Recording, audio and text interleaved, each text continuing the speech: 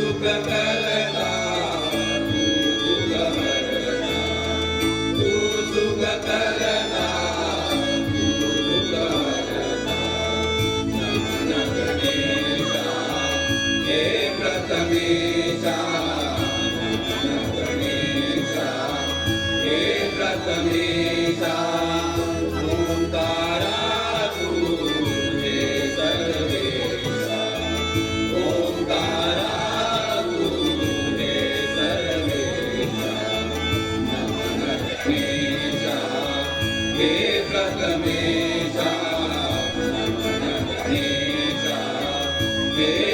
गणेशा नमन गणेशा नमन गणेशा नमन गणेशा हे प्रथमेशा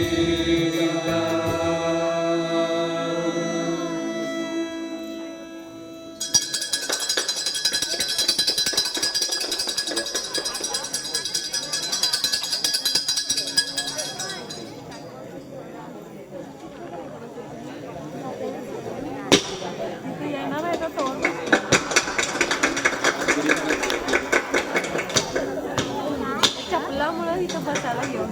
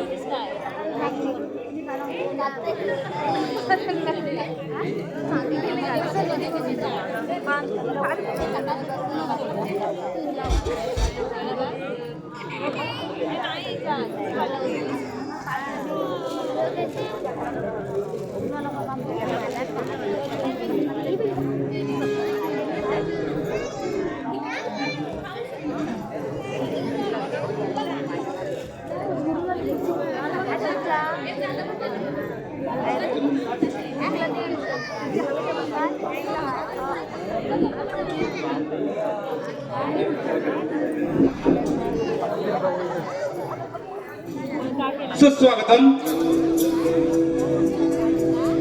सुस्वागतम सुस्वागतम।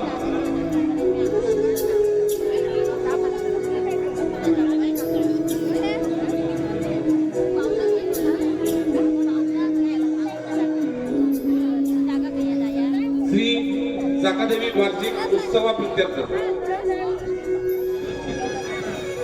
श्री जाकादेवी नवतरुण मित्र मंडळ दिवसर आजरेवाडी सविनय सादर करत आहोत।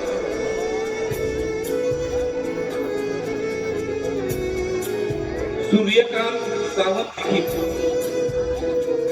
योगेश आगरे दिग्दर्शित एक कौटुंबिक जिव्हाळ्याचा हृदयस्पर्शी 2 अंकित नाट्य कलाकृती. सांभाळ तुझं सौभाग्य, सांभाळ तुझं सौभाग्य, सांभाळ तुझं सौभाग्य.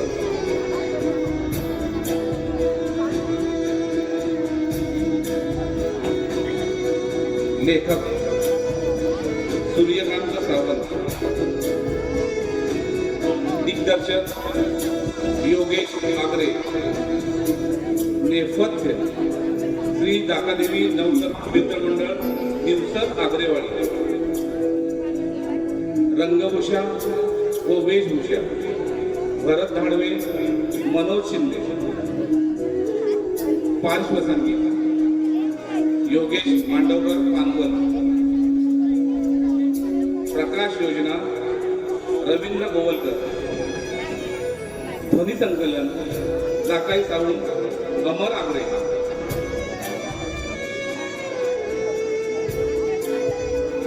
श्री जाकादेवी नवतरुण मित्रमंडळ निवसत आगरेवाडी सविनय सादर करत आहोत सांभाळ तुझं सौभाग्य. यातील भूमिका आणि कलावंत भाई मनोज शिंदे, उत्तम शुभम आगरे, अमोल किशोर आगरे, काळूमामा सुनील मांडवकर, सदू सूरज दाडवे, शंभू नामदेव मोरे, रुपेश अभिषेक शिंदे, बापू संतोष आगरे, इन्स्पेक्टर राकेश भोसले, हवालदार आदित्य आगरे, गणेश मांडवकर, उर्मिला आर्या शेट्टे. सूत्रधार श्री लक्ष्मण आगरे, शांताराम आगरे, सखाराम आगरे, गोविंद धाडवे, सुरेश आगरे, संतोष धाडवे, संतोष आगरे, सुनील मांडवकर, कृष्णा मांडवकर, यशवंत जाधव, प्रकाश मांडवकर आणि चंद्रकांत कोंडबरे. श्री जाकादेवी वार्षिक उत्सव प्रित्यर्थ श्री जाकादेवी नवतरुण मित्रमंडळ निवसर आगरेवाडी सविनय सहर्ष सादर करत आहोत.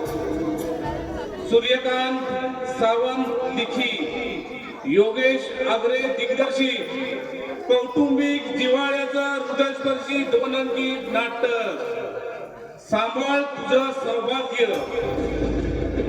सांभाळ तुझं सौभाग्य, सांभाळ तुझं सौभाग्य.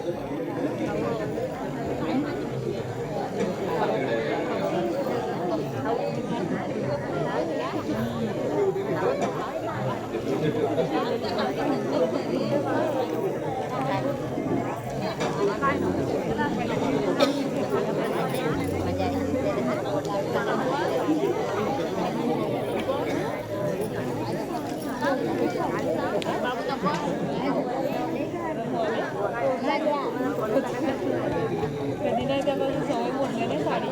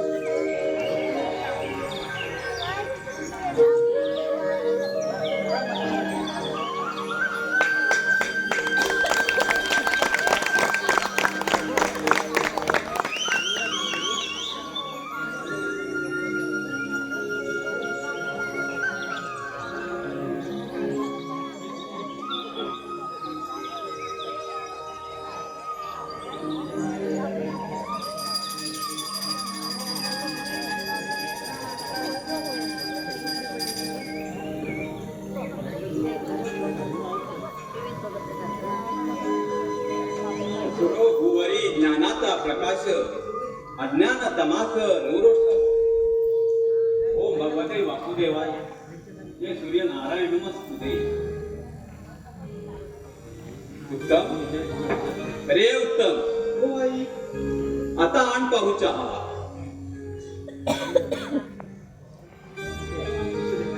पसरो भुवरी ज्ञानाचा प्रकाश अज्ञान तमास नूरोष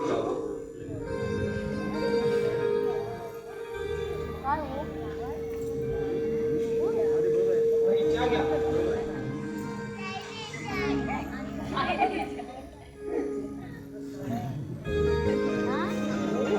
आई तू आज तुझ्या लवकरशी आटपली तर बाहेर बिरी जायचंय की काय? अरे नाही रे, आज आपल्याकडे पाहुणे येणार आहे. आणि म्हणून म्हटलं आपणच लवकर आटपावं. पाहुणं? पण पाहुणं कशा पायी येणार आहे तो? आणि खयच्या गावचं? लांज्यातलं, पालीतलं की रत्नागिरीतलं? थांब थांब थांब. अरे एवढे प्रश्न जर एकदम विचारले तर मी कुठल्या प्रश्नाचं उत्तर देऊ? व तरी कावला व सकाळ धरून परसावात वरटतोय व पिंड हाकवला व गुलाम चायतच नाही. मी मनात विचार करीत होता कोणतरी येणार आहे आपल्याकडे. आज तर हा कावला विनाकारण काव काव करणार नाही. बघा बघा व कान देऊ नका व अजून कोपऱ्यात. अरे पाहुणे येणार आहेत ना, मग चहा पाण्याची व्यवस्था कर असं सांगण्यासाठी आला असेल कदाचित तो. काय पण पाहुणं कशा पायी येणार आहे हे नाही सांगितलं. अरे अमोल भैयाने सांगितलं नाही तुला? हा? काय तर म्हणा बाबा काय बोललेलं नाही बघा. अरे तुला आता घरातले त्रास पडतोय ना, त्यासाठी मी अमोल भाईच्या लग्नाचं प्रयोजन करतोय. आणि त्यासाठी पाहुणे येणार आहेत आपल्याकडं. हो काय सांगताव काय? हो. अमोल भैयाचं लग्न? हो अमोल भैयाचं लग्न लवकरात लवकर उरकून टाका आणि लग्नात मला जाम मजा करायची बघा. अरे कसली? हो अमोल भैयाचं लग्न आणि मजा नाही.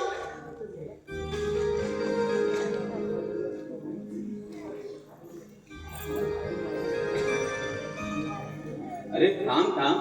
अमोल भाई अजून उठला की नाही? हो ते तर कवाच अंघोळीला गेले. त्यांची आंघोळ झाली ती चढ दिशी पाठवतो बघा त्यांना बाहेर.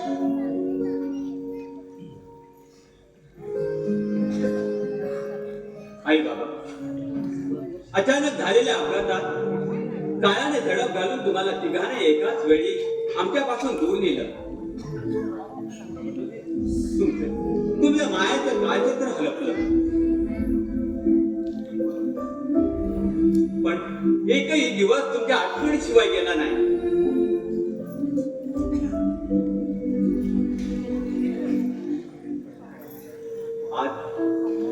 आज तुमच्या आशीर्वादाच्या जोरावर मी माझ्या अमोलचं लग्न ठरवतोय. आणि त्यासाठी तुमचा आशीर्वाद असतो ही तुमच्या चरणी प्रार्थना आहे. हे गृहलक्ष्मी, मायेच्या सरिता, हृदय स्वामिनी, अगं तुझ्या आठवणीशिवाय एक क्षणी गेला नाही. तू आतापर्यंत सावलीसारखी आमच्या पाठीशी उभी राहिली म्हणून हे सगळं वैभव आम्ही निर्माण केलं. पण ते पाहण्यासाठी तू मात्र राहिली नाही. तू म्हणायची की आपल्या अमोल भैयाचं लग्नाचं पहा म्हणून आज मी आपल्या अमोलचं लग्न ठरवतोय. पण ते पाहण्यासाठी तू राहिली नाही. पण तू आमच्या पाठीची सावलीसारखी उभी राहा ही तुझ्या चरणी प्रार्थना. हे गणराया, विघ्नहर्ता, अरे तुझ्या आशीर्वाद वादाशिवाय एक पाऊलही मी पुढे टाकू शकत नाही. देवा पुरवावी ही माझी मागणी. आज जनी म्हणी हीच एक.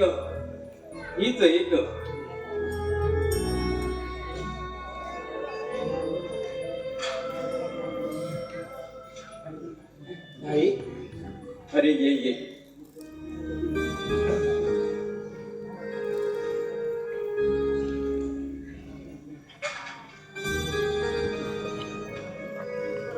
उठला?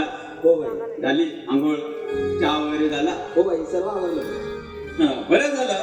पाहुणे येणार आहेत त्या निमित्तानं काय होईना आज लवकर उठला नाही तर अजूनही वाचनात झोपत राहिला असतात. पण भाई मी म्हणतो पाहुण्यांनी इकडे का बोलवला आणि ते सुद्धा मुलीला घेऊन. ही जरा कथा वेगळी वाटत नाही तुला? मला जरा संकोचासारखं वाटतं नाही. अरे तूच म्हणालास ना की दुकानातली सगळे सामान संपले म्हणून आणि त्यासाठी तुला कोल्हापूरला जायचं आहे. अरे बघ कोल्हापूरला जायचं म्हणजे 8 दिवस जाण आलं. त्या अगोदर पसंती झालेली बघ रे म्हणजे त्यातून मी मोकळा रे. आणि तू म्हणाला मुलीला इथं घेऊन का बोलवलं. मी म्हणतो या जुन्या प्रथे तरी का पाळाव्यात माणसानं. मुलाने मुलीकडे जावं. मुलगी जर लग्नाच्या अगोदर मुलाकडे आली तर काय बिघडलं रे. आणि त्यांचं घर तर एका तासाच्या अंतरावर आहे आणि काळे मामा आपल्याला काय परखे नाहीत रे. आणि बघ तू सांगितलं म्हणून मी मुलगी पाहिली. मला ती पसंत पडली आणि म्हणून त्यांना सरळ इथं घेऊन बोलवलं. भाई मी तुझ्या पसंती पाहिजे नाही पण मला थोडं अवघडल्यासारखं वाटतं नाही. पण भाई तू एका बाबतीत केल्याची जिद्द मला मात्र बिलकुल पसंत आहे. माझी चित्त ती कोणती रे. ऐकूयस मी सांग भाई तुझी स्वतःबद्दल भाई तुझ्या लग्नाबद्दलची भाई तू तुझं स्वतःचं लग्न का नाही केलं. अवघ्या 2 वर्षाचा मुलीचा सहवास याच्या आयुष्याचं का चूर करून टाकतोस तू भाई.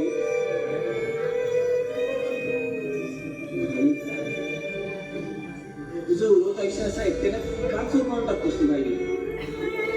चुकीचा मार्ग नाही होतो तुला भाई. माझं त्यापेक्षा तू आधी स्वतःच लग्न कर. माझ्या लग्नाची काय काय नाही अमोल हे आता कालत्रयी शक्य नाही. मला माझ्या निश्चयापासून कोणी मागे ओढू शकत नाही अगदी तू सुद्धा. मी घेतलेला निर्णय हा विचारांती घेतलेला आहे. तेव्हा पुन्हा या विषयावर तू बोलायचं नाही समजलं. हे बघ मला आता तुझा संसार फुलवायचा आहे. माझ्या अमोलचा त्या लाडक्या भावाचा. तू सुखी तर मी सुखी. तुझ्या आनंदात मी सुखावणार आहे रे. खरंच मी सुखावणार आहे. जशी तुझी इच्छा. तू बरं जाऊ दे तो विषय. तू दुकानात सगळी लिस्ट काढलीस ना. हो भाई केले तयार. पण भाई दौलत म्हणत होता की दुकानात उधारी फारच वाढले. भाईना सांगून वसुली करायला पाहिजे. मग तू का नाही त्याच्याबरोबर जाऊ केली. त्याला नाही एकट्याला जमणार. आणि हे बघ लवकर माल भरा. गिरायकाची गैरसोय व्हायला नको. भाई गैरसोय गिरायकाची नाही पण थोड्या दिवसात आपली मात्र नक्कीच होणार आहे. ती कशी रे. भाई वाईट वाटून घेऊ नकोस पण लोकांची उधारी एवढी वाढली की ती न देता लोक तुझी चिठ्ठी घेऊन येतात आणि वर सांगतात भाईने उधार द्यायला सांगितलंय. आता नाही दिलं तर तू रागवशील म्हणून दौलतचं माझं काही सुद्धा चालत नाही बघ. अरे गरीब रंजलेले गांगलेले लोक आहेत ते. देतील आज ना उद्या आपली उधारी. ते ठीक आहे पण दुकानाचा माल भरायला तिजोरीतील पैसे न्यावे लागतात. अशा रीती दुकानची व्यवहार ती शून्यच राहणार ना. अरे ईश्वराच्या कृपेने आपल्या तिजोरीत तर आहेत ना पैसे. मग त्यातले नाही थोडेसे. आणि सगळं सामान बरा. लोकांच्या मुंबईवरून पैसे आले किंवा आता काजू आंबा व्यवस्थित लागतोय त्याचे पैसे आले ना ते देतील उधारी. अरे एखाद्याची पडती सुद्धा वेळ पाहिली पाहिजे रे. गुडक्याला काठीचा आधार फार लाख मोलाचा असतो. पाण्यात पडल्यावर त्याची जर आपण काठी बनलो ना तर तेवढंच एक पुण्याचं आपल्या पदरी. अरे आपण तृप्त आहोत म्हणून सगळे लोक तृप्त आहेत असं नाही रे. अरे गरिबांना अनंत अडचणी असतात. पण भाई सगळ्यांचीच अडचणी आपण पाहत राहिलो ना तर एक दिवशी आपल्या खांद्यावर झोड लावून फिरावं लागेल आपल्याला.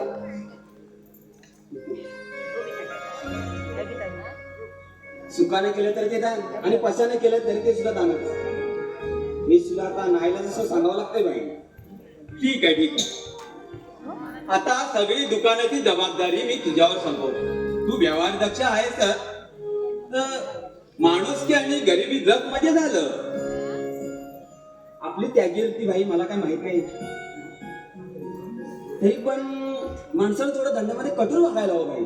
हा कठोर वाग धंद्यामध्ये, पण उद्या लग्न झाल्यानंतर बायको बरोबर कठोर वागू नको म्हणजे झालं. अरे, गाडीचा आवाज आला. हा हो भाई.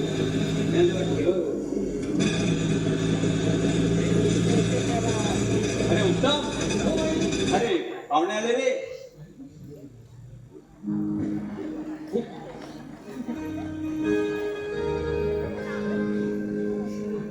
या या काही नमस्कार. नमस्कार. या या बसा बसा.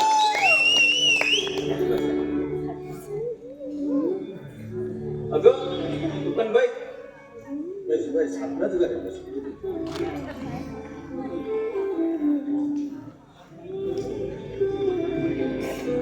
या या पाणी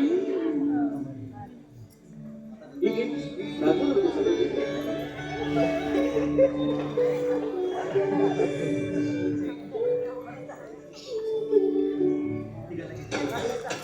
काय काळे मामा प्रवासात वगैरे त्रास वगैरे झाला नाही ना? नाही म्हणजे आमचे रस्ते चालू आहेत ना म्हणून म्हटलं. आणि या वयात मला त्रास दिला इथं येण्याचा. ओ भाई त्यात कुठला होता त्याच्या मुळीत त्रास नाही. ओ रत्नागिरीहून निवसरला गेला फार फार तर 1 तासाचा रस्ता. आता तुम्ही खड्ड्याविषयी म्हणालात तर, पण हल्लीची कशी पिढी मी एकटीने याला बघत नाही. त्यांना 4 व्हीलर किंवा रिक्षा पाहिजे. आम्ही आपले बघितलात ना, गणपतीपुळा म्हणा का भावच म्हणा का बाई चालायचो. पण आताच्या पिढींना रिक्षा पाहिजे. आता बाई आम्ही रिक्षा करून डायरेक्ट निवसरला आलेलो. पण काय भाई रत्नागिरीतून तुम्ही पालीला येईपर्यंत रस्त्याची हालत बघाल. बाकी तुमच्याकडला रस्ता बाकी मस्त केलेला ना, हो तिकडून येईपर्यंत नुसता हाडाचा सुगलाट झाला होता. काय तो तुमचा रस्ता नुसतं डिस्को नाच केल्यासारखं वाटतं की तुम्ही येता ना. काळे मामा या वयात सुद्धा डिस्को डान्स बद्दल बरीच माहिती करून घेतलेली दिसते तुम्ही. मामा हो गमतीदार दिसता हो तुम्ही.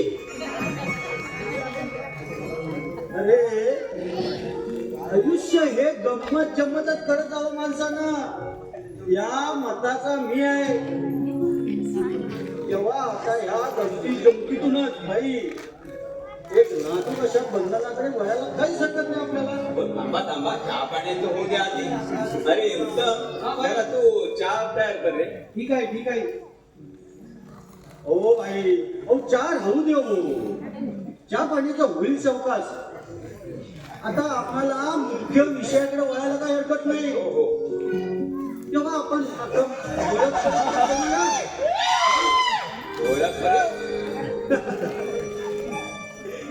हो भाई ओळख परेड म्हणजे गुन्हेगारी करणाऱ्यांची नव्हे, मग तर ह्या आयुष्याचं 2 दिवसाचं मिळत करणाऱ्यांचं म्हणतो मी. बाई तर ही माझी पत्नी उर्मिला. नमस्कार करूया. तुम्ही आपण नमस्कार चांगले लावले का? हिला यापूर्वी सुद्धा पाहिलं असाल ना. आता प्रश्न आहे तर फक्त मुलाचा. तसं पाहिलं ना तुमचे आणि आमचे संबंध पहिल्यापासूनच आहेत हो भाई. म्हणजे तुमच्या वडिलांपासून हो. तेव्हा हा परकेपणा आपल्यात मुळीच नाही. आणि पूर्वीच्या रीतिरिवाजाप्रमाणे म्हणाला भाई तर हे संबंध असेच कायम राहायला हवे भाई. यासाठी तुमच्या विनंतीला मान देऊन माझ्या पत्नीला मी इथे घेऊन आलो भाई. तेव्हा आता त्या दोघांची ओळख करून देणं महत्वाचं आहे.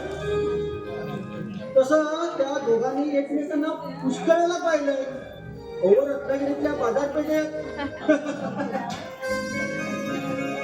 तेव्हा आता जे मी काय प्रतिपुरण वाचलं ना त्याचा राग नसावा भाई. ओ हे सारं गंमत म्हणूनच म्हणालोय मी. ते आलं माझ्या लक्षात. तरुण पिढीवर हसत हसत वार करताय आणि ते सुद्धा अगदी- गंमत म्हणून.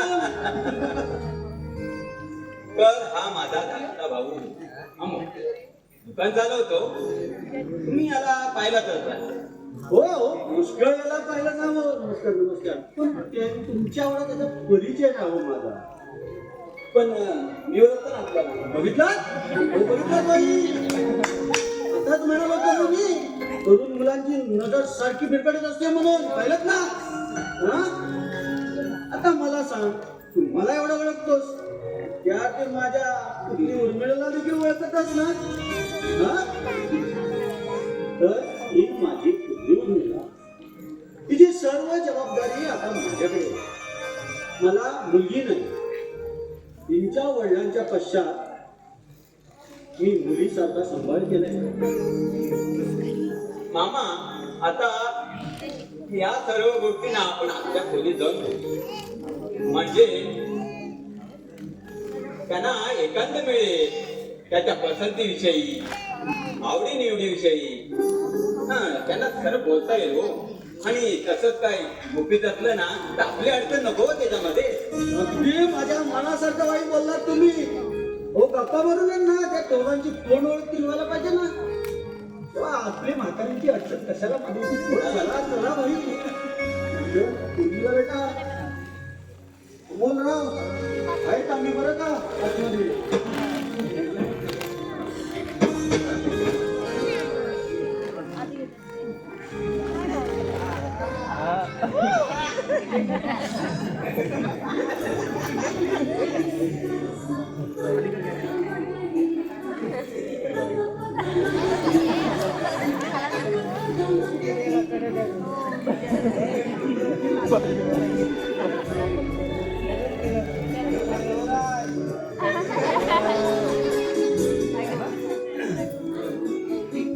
हा रुग्ण चालवतो नाही का. मला ते म्हणाले तुम्ही नाही म्हणजे आमच्याकडे येते वेळी उन्हाचा त्रास झाला असेल ना. नाही. बाहेर एवढं ऊन असून सुद्धा. हो कारण पुढे आशीची सावली मिळणारे ठाऊक होतं. मग थोडं ऊन सहन करायला काय हरकत. कादंबरी वाचण्याची आवड दिसते. कशावर सुरुवात अगदी कादंबरीच्या नायिकेप्रमाणे केलीच बघा. जाऊ दे. तर काळी मामाच्या म्हणण्याप्रमाणे ओळख पडेल. माझं नाव अमोल देशमुख. माहितीये मला तुम्ही सांगण्याआधी. ते कसं काय. अहो, गेल्या वर्षी मी नाटक बघितलं होतं ना चाकादेवीच्या देवळात कहाणी रंगकथा त्याची. तुम्ही आला होता. मग सांगा भाऊ आमचं नाटक कसं झालं ते. छान झालं. आणि माझी भूमिका ती छान झाली. अगदी उत्तम. आलो आलो. मला तुम्ही हाक मारली. अरे उत्तम नाही रे. त्या सहज असं चांगल्या शब्दाबद्दल बोलता बोलता उत्तम असं म्हणाले. हो आता म्हणावं काय झालं. मला वाटलं तुम्हाला काही पाहिजे पण मी आलो ना धावत चटणीशी बाहेर. आणि का बोल भैया काय रे. हा इसाहेब आणि मामासाहेब कुठे दिसत नाही. ते आतल्यापर्यंत बोलत बसले. हा त्यांचं काय चोचका बिचका फिरला की काय रे. आतल्या पूर्वी काय बोलतो ते. हा तुम्ही नाचताव की काय. हो बोल भैया तुमचं काय घर दिसत नाही. अरे उत्तम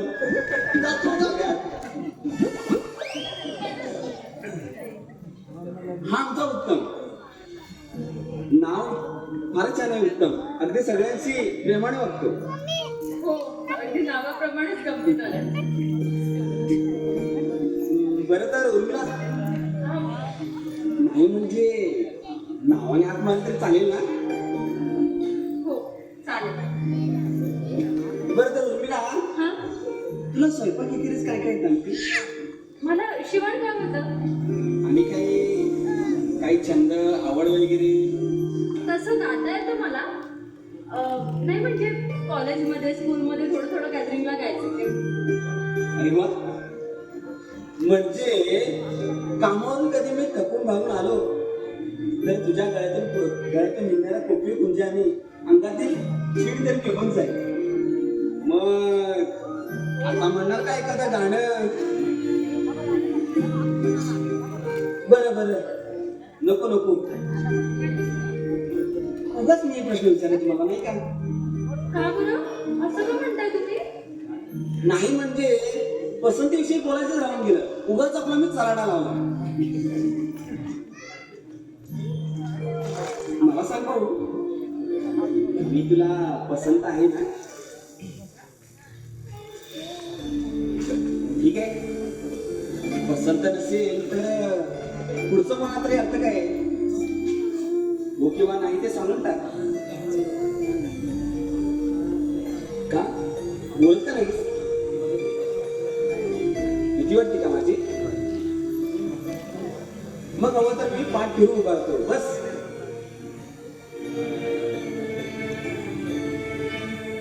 तरी पण नाही? आणखी कशा प्रकारे तुला मिळवू की स्वतःच्या घरी जाऊन सांगणार आहेस? माझी काही हरकत नाही, पण जरा लवकर कळवा, नाहीतर किती वेळ आहात तुम्ही.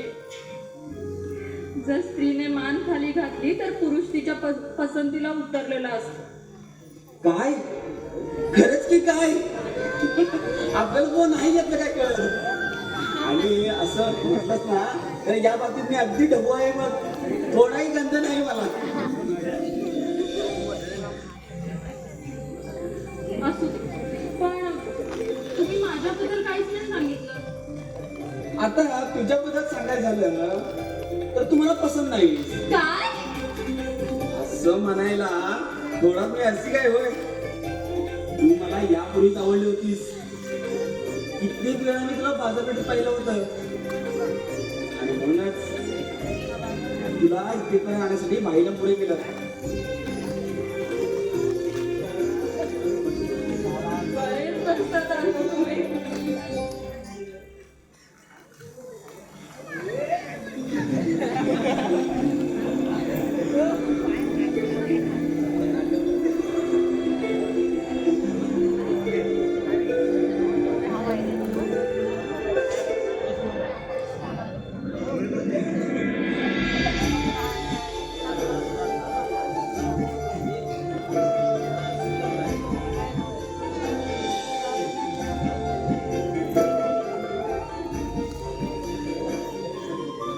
तर भाई मी काय म्हणतो, एवढ्या ततीताईपणा बरोबर नाही. तेव्हा तुम्ही प्रथम भटजीला जाऊन चौकशी करा. भटजीकडे जाऊन तसंच करतो. मी शंभू गटांना फोन लावून बोलवतो. त्या अगोदर अमोल आणि उर्मिलेची पसंती झाली की नाही ते विचारा.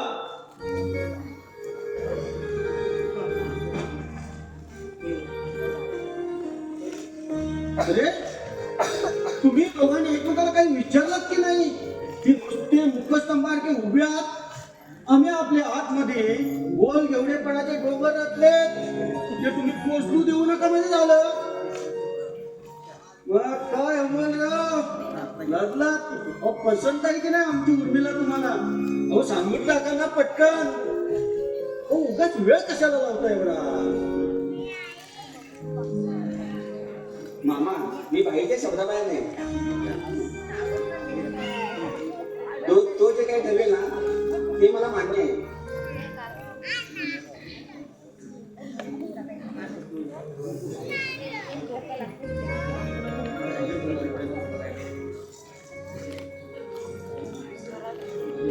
हो मी म्हणतो तुम्हाला दुसऱ्यांच्या मतावर विसंबून राहणं हे बरोबर नाही वाटत अमोलराव. आणि या मताचा मी आहे. तुम्ही स्वतःचा निर्णय स्वतःच घेतला पाहिजे. उद्या संसार करायचा आहे ते तुम्ही दोघांना, आणि त्या संसार वेलीवर फुलं फुलवायची आहे ती तुम्ही दोघांनी. होय मामा, हे सगळं कळतंय मला. तरी पण मला जे काही पाहिजे ते भाईच्या मायेच्या क्षेत्राकडे सहन करायचंय. त्याच्या आशीर्वादाशिवाय आमचा संसार कठीण आहे आणि म्हणूनच मला त्याच्या कृपाक्षेत्राची अत्यंत गरज आहे मामा. आणि ते कृपाछत्र काळालाही जाऊन घेता येणार नाही. मामा, हा, तुम्ही उर्मिलेच्या पसंतीविषयी नंतर मला कळवलं तरी चालेल. ओ म्हणजे काय म्हणताय भाई तुम्ही? ओ माझी पुतणी उर्मिला काकांच्या शब्दाबाहेर जाईल असं वाटतं का तुम्हाला? मला तसं म्हणायचं नव्हतं, पण केवळ गंमत केली म्हणा ना.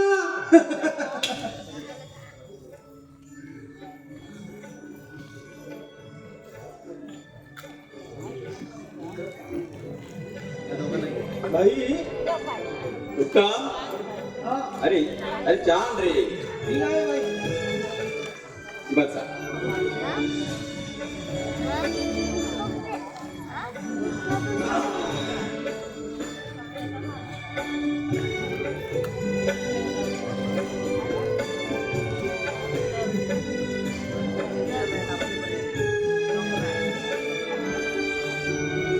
भाई, हो आता आमच्या उर्मिलेची पसंती आहे की नाही हे समजलंच असेल ना तुम्हाला? ते कशावरून म्हणता तुम्ही? हो आता तुम्ही सगळ्यांचा चहा देऊन हे घर आपलंच केलंय.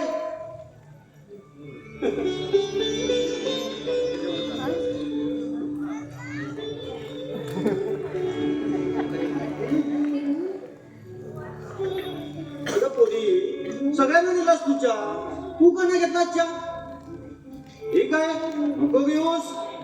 या घरात जेव्हा तुझी सत्ता येईल ना तेव्हाच घे बरं का. आता मामा बस झाली हो गंमत.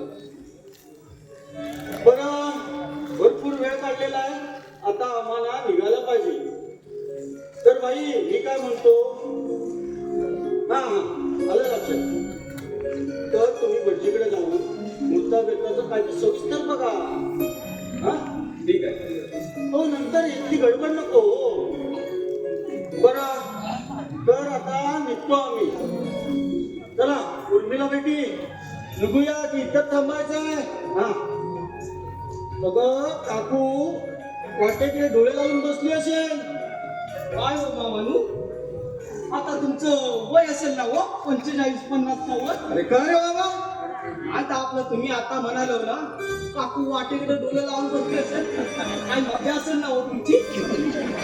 अरे कर तू पण आता माझी भंकस करायला लागत चल. हा उर्मिला, अगं त्याची एवढंच काय गरज आहे? हो भाई गंमत म्हणून. चला. चला मग येतो. चला भाई उर्मिला चल.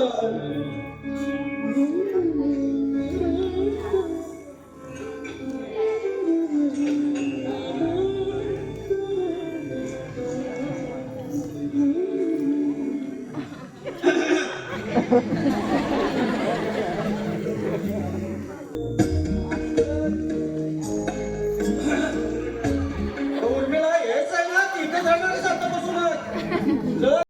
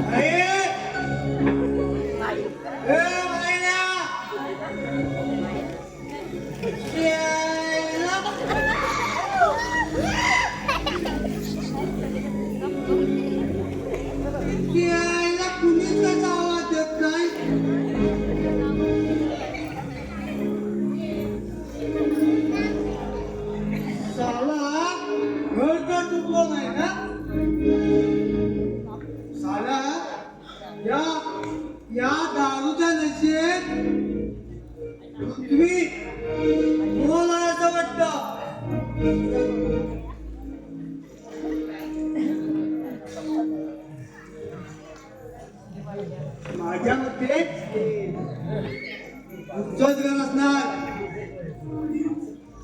साल्या त्या भाड्याला चांगला शिंगा दाखवणार नाही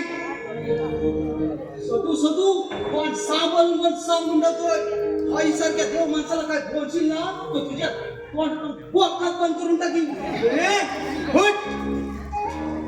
तू कोण आणि मी इथं आलो ते तुला कसं समजलं रे मला कसं कळलं अरे फकीरासारखा हा धुपाचा धूर खाली आलास ना तवा या तुझ्या तोंडाचा वास आतून पडला आणि कोणी मी हा रुपया आणला तुझ्या तोंडात टाकायला अरे हा कोण सांभाळून बोल हा मी काय तुझ्या दारावर भीक मागायला ना आलोय मग कशाला आणि काय रे नदी राहिला बाजूला तू कशा माझ्या उडतोय अरे निनामी हा म्हणून अरे तुझ्यासारखी खाल्ल्या मिठाची बेमान जात नाही माझी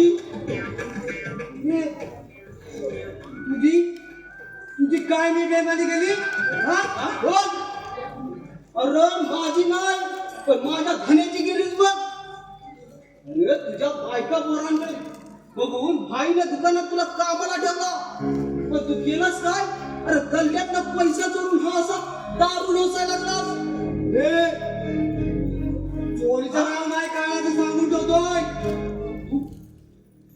नाही कसा चोरी करता ना नाही आपला नाही कापायचा आपण आपला बिंदास माणूस आहे समजलं काय आणि काय रे मी बघ आता पण दारू पितो हा बघ अरे अशी अरे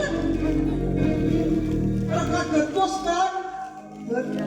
तुझ्या बापाचं काय हा माझ्या बापाचं काय जातं असं म्हणायचंय तुला हा अरे माझ्या मी बापाचं काय जात नाही आणि तुझ्या मी बापाचं काय जात नाही अरे दोघांचं बापी वर गेलं मात्र तुझ्या बायका पोरांचं वाटवलं करशील एवढं मात्र समजा माझ्या बायका पोरांची काळजी तुला कशाला मी सदुबाई समर्थाय जरा सांभाळा त्या पहिल्या भाड्याला बाहेर बोलाव त्याला चांगला चिंगा दाखवणार आहेत माझा अरे खडव्या खाल्लं तर तू असं कशाला बोलतो हे वाचच काय घर सुद्धा मोडून टाकेल कोणाचं घर मोडणार आहे कुणाचं म्हणजे तुझं घर मोडणार आहे मी अरे आधी तुझं मोडलेलं घर सुधार आणि नंतर दुसऱ्याचा विचार कर दारूच्या आरी गेलेला माणूस की उच्चारतो ना हे चालतं बोलतं उदाहरण म्हणजे तू आहेस शाणा असताच ना तर इथून चालायला लाग आणि नाही गेलं तर काय करणार आहे धक्के मारून बाहेर काढणार आहे का अरे धक्का मार आवाज खाले तू शांत हो माणुसकी विसरल्याबरोबर काय बोलत तो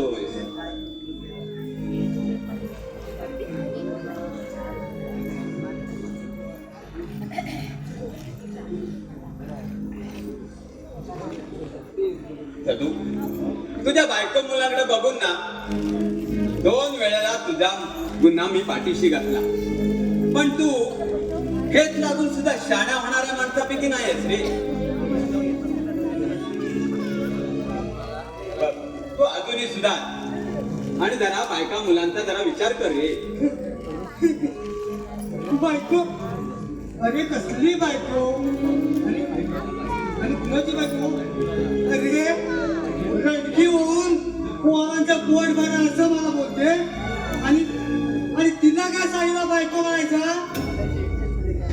अरे काय चुकलं तिचं असं डळमळी अति सौभाग्यापेक्षा ना ढळढळीत वैधव्य आलेलं बरं म्हणजे निदान सहानुभूतीने कोणतरी काम तरी देईल रे तिला म्हणजे तुझी सुद्धा इच्छा आहे ना मी मारावं म्हणून? मला ठाऊ काय तू असं का बोलतोस ते? कारण तुला बायको नाही ना म्हणून लोकांच्या बायकांवर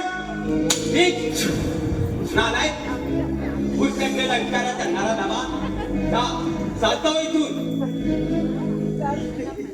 ही मदिरात शेवटी तुझा नाच करणार आहे. होय. ते माझं मी बघेन. मदिरा माझा नाच करते मी तुझा सत्यानाश करतो. ते मलाही मोठा तत्वज्ञान शिकवायला म्हणजे तसा काय तू ब्रह्मदेवाचा बापच ना.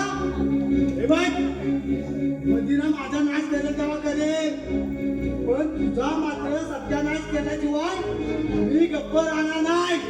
हे पक्का लक्षात ठेव.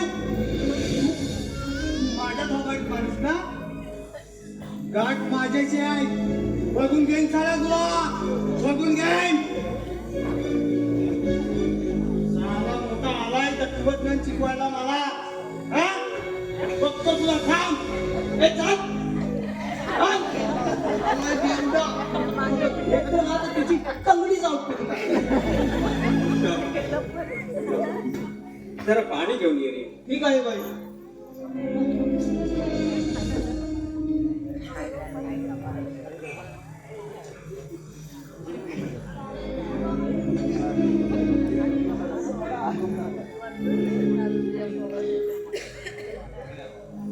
पाणी घ्या.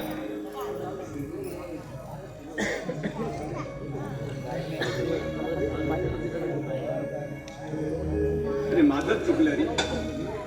मी नको होतं त्याला मारायला पण काय करणार. ते माझाही संयम चुकला रे. मलाही राग आवडता नाही रे. नाही आला फार वाईट घडलं रे माझ्या हातून.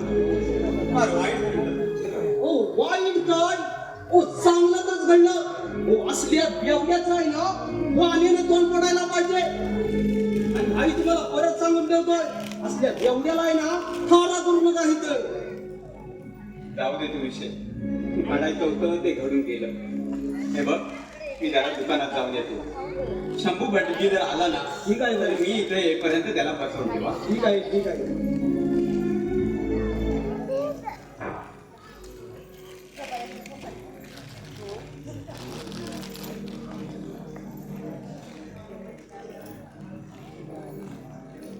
हो खरंच आमच्या भाईसारखा देव माणूस अख्ख्या जगात मिळणार नाही.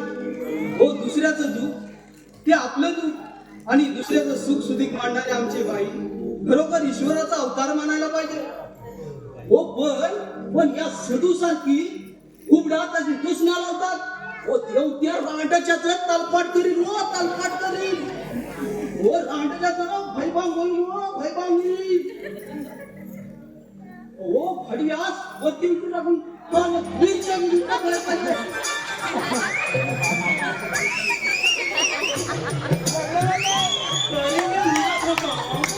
सकाळी सकाळी माझ्यामध्ये मांजर कशा आडवे गेले.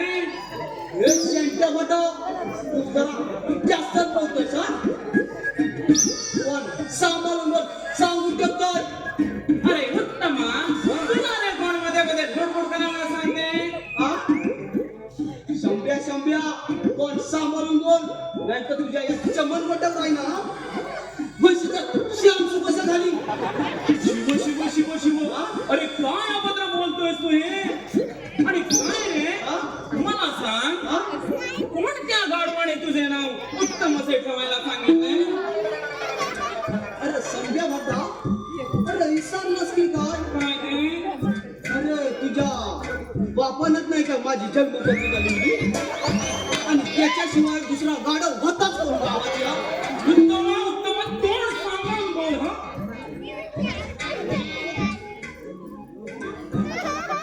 अरे मूर्खा. अरे मला तू म्हणतोस निदान जगाची नाही तरी मनाची तरी लाज बाळग रे. जाऊ दे काय बोलणार तुला? अरे तुझ्या बरोबर बोलायचे ना तर तू माझे तासून टाकशील. काय ते? अरे डोके म्हणतोय मी. हा, हा, हा, हा. बोला ते जाऊ दे. अरे मला सांग, भाई कुठं गेलेत? आणि काय रे हा? एवढ्या सकाळी सकाळी भाईने मला कशाला बोलावले? भाईंनी मला बोलावले म्हणजे भाईंचे काहीतरी महत्वाचे काम असणार, त्याशिवाय भाई बोलावणारच कसे?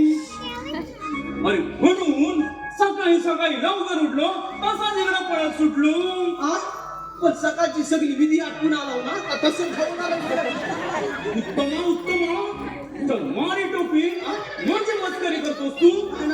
अरे माझ्या शास्त्राभ्यासाला तरी भीत जा रे, नाहीतर नरकात जाशील. बरं मला सांग, भाई कुठं गेले?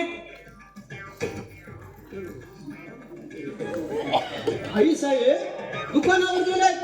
दुकानावर? आणि मला सांगितलंय की शंभू शास्त्री आले की त्यांना जरा वेळ बसून ठेव. असं म्हणतोस? हा? बस तू बस तू. हा आता कसं अगदी बरोबर. अरे फटा तुझी आता चांगली चंगल होणार आहे बघ. हा? कसली चंगल? मी नाही समजलो तू काय म्हणतोयस ते. अरे पॅड मारून पॅड गावाला कशाला जायचं? हे फटा आई साहेब अमोल भाईचं लग्न ठरवताय बघ. वा. हा एखादा चांगला मुहूर्त काढण्यासाठी तुला बोलवलंय भाई साहेबांनी. असं म्हणतो? हा वा, उत्तमच आहे. बस हा तुला एक कप गरमागरम चहा आणतो. बरे बरे. अरे उत्तम. हा? चहा आणतोयस ना? होय. चहात जरा दूध जास्तच घाल बरे. हा? मला चहात दूध जरा जास्त लागतं ना, होय का? तेव्हा म्हटलं हात आकडता घेऊ नकोस. माझी काय वयस नाही आली आहे. काय म्हणे हाताकरता घेऊ नको. हो फटाची जात म्हणजे खरोखर आत्मतलबी. अरे तसं नव्हे. अरे तुझ्या घरी म्हणून आपुलकीने म्हणालो.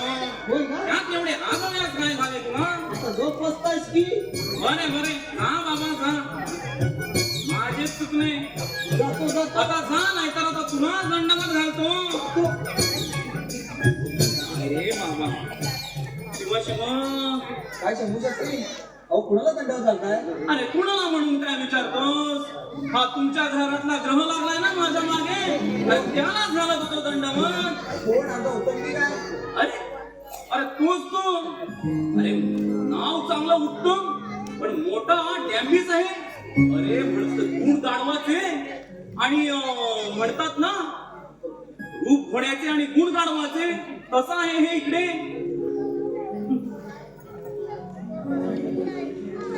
बेरका डॅम्बीस लेखाचा आहे तो. माझ्या मागे नुसता हात धुवून लागलाय. चालायचं मित्रच आहे ना तो तुमचा. अरे मित्र म्हणजे काय? अरे लंगोटी यार म्हणा, लंगोटी यार.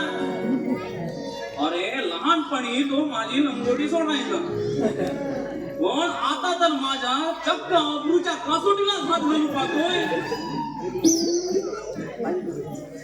बरं हे जाऊ दे. अरे भाईंनी तुझ्या लग्नाच्या संदर्भात बोलवणं पाठवलं होतं. लग्नाचा मुहूर्त काढायचा आहे ना? मग काय अमोलराव, मुलगी कुठली ठरवली? आहे आपल्या जवळचीच. आपल्या जवळची म्हणजे अगोदरच कुठेतरी डोळा मिळत होता की काय? काय रे, कुठं जावा सूट? शंभू शास्त्री सूट वगैरे काही नाही. हे सारं काही भाईच्या संमतीनेच झालं बरं. वाटलेच मला. तरी म्हटलं तू भाईंच्या आज्ञेबाहेर जाशीलच कसा? आता मुलगी गावातली आहे हे सांगितलेस, पण कोणाची आहे ते नाही सांगितलेस. ते आपले रत्नागिरीचे काळे मामा आहेत ना, त्यांची पुतणी. कोण उर्मिला? तुम्ही ओळखता तिला? अरे वा, सुंदर. अरे सुंदर म्हणजे काय? फारच सुंदर. तुम्ही ओळखता तिला? हो हो.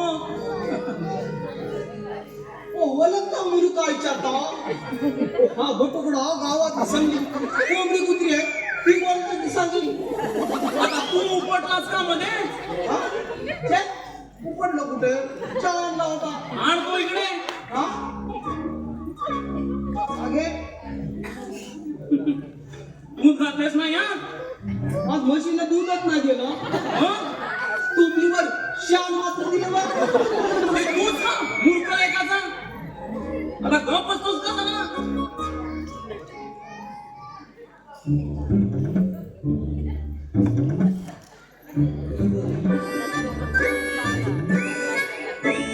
हा तर मी काय म्हणत होतो हा उर्मिलेबद्दल.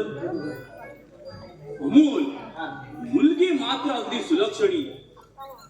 अरे जसा हिरा कोंदणात बसवावा ना तशी उर्मिला ह्या घरात अगदी शोभून दिसेल बघ. मुहूर्त तेवढा चांगला काढा म्हणजे मी लवली आता ते तू सांगावं का वयस नको काही. अरे या गावातले सर्व मुहूर्त मीच काढतो ना. हा होय होय समजलो मी आता या गावात दुसरा भटच नाही तर करणार का या गावातली मंडळी अडला हरियाणा उत्तमा उत्तमा आता जर पुढचं बोलशील ना तर तुझ्या नगराचा मुहूर्त अमावस्येचाच काढील हं. नको नको अमावस्येचं नको चल जा हे घे जा कागदू. बघ तू आता जातोस की नाही. संध्या जास्तच बोलतोय का एक लक्षात ठेव ही शेंडी आहे ना माझ्या हातात आहे लक्षात ठेव हा हा ठीक आहे जा जा. आता जातोस की नाही. ऐकलं ना आपलं माणसं बोललं मला मी खडी साखर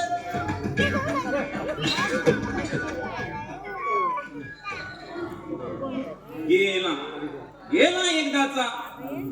अरे राहू केतू परवडले पण हे नको रे बाबा. आरच कणक. अरे अमोल अरे भाई कसे नाही आले अजून.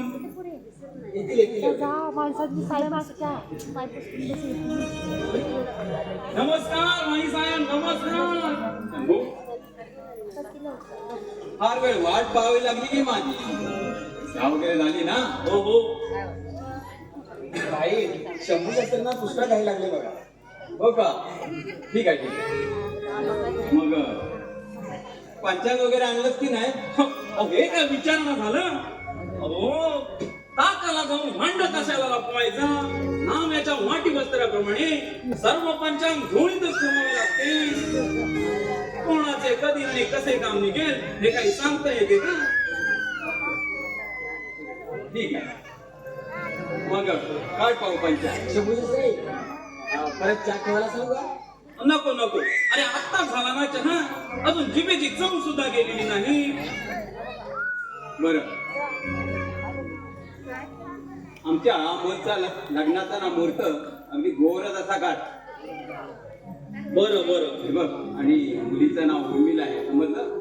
अहो भाई त्याबद्दल सर्व इत्तमभूत माहिती मला अगोदरच माहित आहे. ती कशी का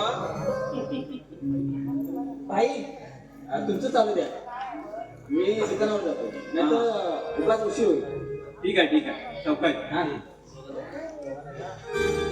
उर्मिला आणि अमोल सर्व गुण सारखे.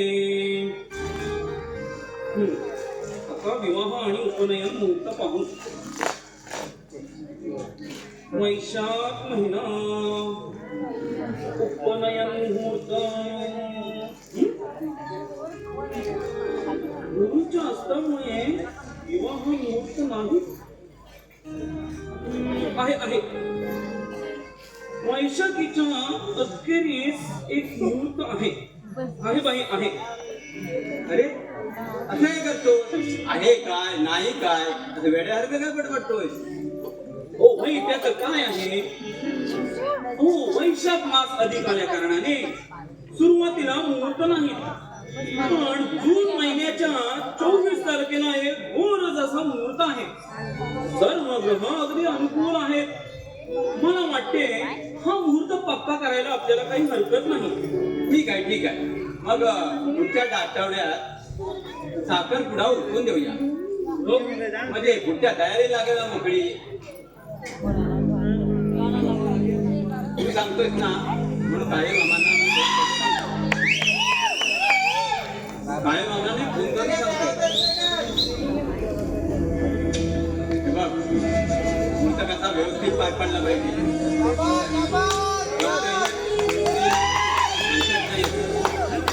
आमच्या अमोलचं लग्न कसं डामडावला व्हायला पाहिजे. अगदी कोणतंही विघ्न न येता. आणि विघ्न आलीच तर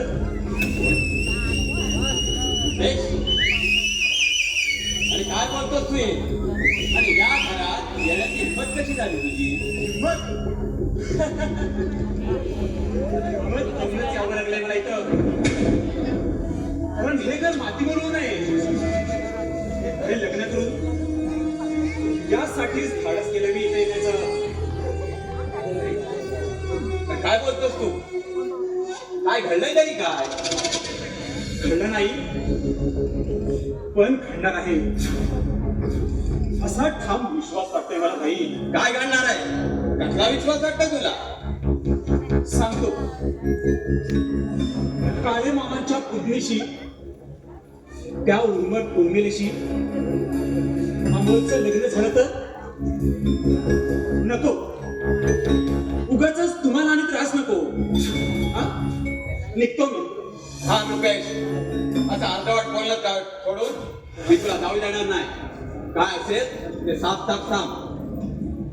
उर्मिलेचं आणि अमोलचं जर लग्न झालं तर कोणतं संकट येणार आहे आमच्यावर?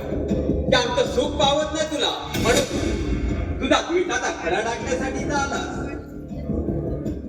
माझ्या मनाला जाणणारी वेताच ते आता सिद्ध करून दाखवेल. आणि त्याच योग्य वेळेची वाट पाहतोय मी. अरे फक्त बोल ना तरी काय ते असा आडपड्डा कशाला ठेवतोय? अरे किती स्वप्न रंगवली ती माझ्या अमोलच्या संसाराची. पण इथे येऊन उद्ध्वस्त केली सारी स्वप्न. काय आला होता तू इथं? काय हवं काय होतं तुला? म्हणून या शुभ वेळेला इथं हजर झालास. काय घडलं त्या काळे मामाच्या उर्मिलेशी? काय केलंय? तिनं माझा अपमान केलाय. अपमान? तुझा अपमान कशाबद्दल? तेच सांगण्यासाठी आलो मी नाही तर. मी उर्मिलेला लग्नाची मागणी घातली होती पण तिनं मला नकार दिला. अरे प्रत्येकाची पसंती प्रत्येकावर अवलंबून असते. तिची आवड वेगळी असेल. त्या तुला राग येण्यासारखं काय आहे? नुसतं नाही म्हटलं असतं तरी चाललं असतं मला. पण त्यासाठी मला वाक्यात बोलायचा तिला काय अधिकार? अरे पण काय बोलली काय तुला ती? तिने मला अनेक घाणेरडी विशेषणं लावली आहेत. म्हणे जंगल खड्याचा चोरी करणारा चोर, लुच्चा, मवाळी म्हणून हेटाळणी केली तिने माझी. अरे पण त्यात काय चुकलंय तिथे? बरोबरच म्हणाली ती. हे फटा ज्या पंचांगासहित ना नदी भूमीमध्ये बोल असतात. मी आपला जातोच कसं सांगितलं? आई, हे लग्न होता कामा नये. ज्या पोरीनं मला नकार दिलाय तिचं आयुष्य कायमचं बर्बाद करणार आहे मी. करपून टाकणार आहे तिचं मी सौंदर्य. आयुष्यभर कुमारिका म्हणून मी ठेवणार आहे तिला शेणातल्या किड्यासारखी. अरे शेणातला किडा सुद्धा प्रयत्नाने बाहेर पडतोच.